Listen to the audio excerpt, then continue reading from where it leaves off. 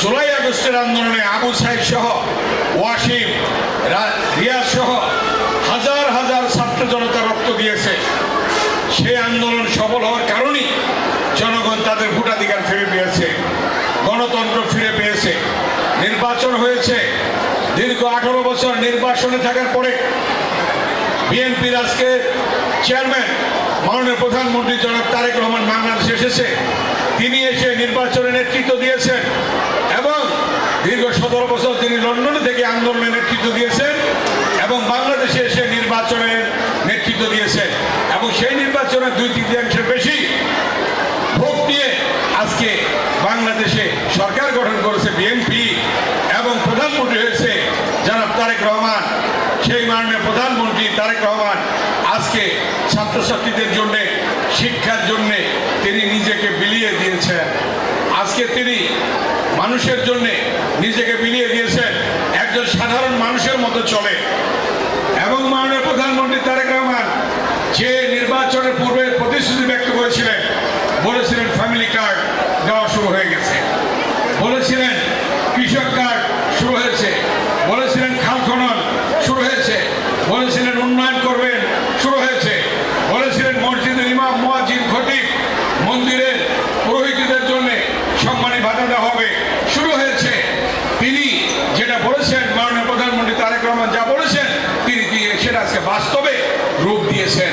অতএব বিএনপি যেটা বলে, জনাব তারেক রহমান যেটা বলে সেটা করে, সেটাই আজকে বাস্তবে রূপ নিয়েছে। এই জন্যই জনগণ জনাব তারেক রহমানের প্রতি আস্থা রেখেছে, আস্থা রেখেই তাকে ভোট দিয়েছে, আমাদেরকে ভোট দিয়েছে। এই জন্যই আমরা সরকার গঠন করতে পেরেছি। ঈদে সেই ঈদগাহ আজকে আমরা নির্মাণের জন্য সেখানে কর্মসূচি গ্রহণ করেছি, ঈদগাহ হয়ে যাচ্ছে ইনশাল্লাহ। এভাবে প্রত্যেকটা জিনিস আমিনবাজারের জন্য যা যা দরকার তাই করব।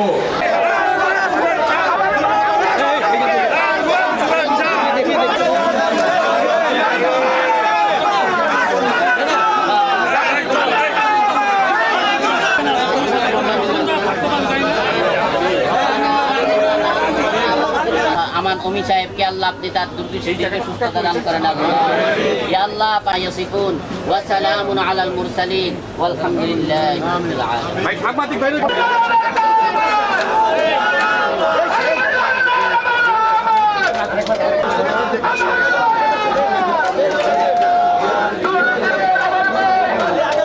মাওলাই কারীম, ইয়া আল্লাহ দেশ ও জাতির উন্নতির সময় আল্লাহ যিনি আল্লাহ ক্লান্ত পরিবেশনে আল্লাহ অন্যতম অভিভাবকে আল্লাহ জনাবে আল্লাহ আমানুল্লাহ আমান সাহেবকে আল্লাহ আপনি মেহেরবান।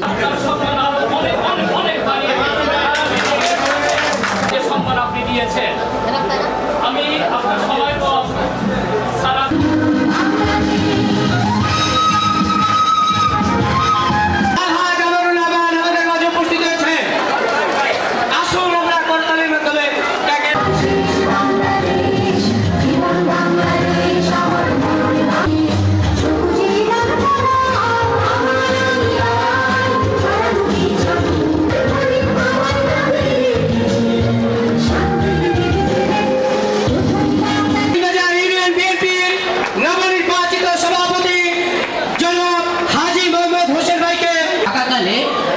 পরীক্ষার কেন্দ্র 1995 সালে উচ্চ 7 ভাদ্র 1433 বঙ্গাব্দ 22 আগস্ট 2000 হয়েছে।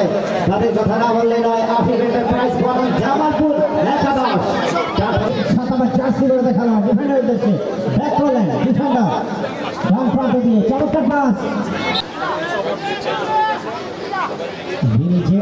তিনি কিন্তু পেতে রয়েছেন যে কোনো মুহূর্তে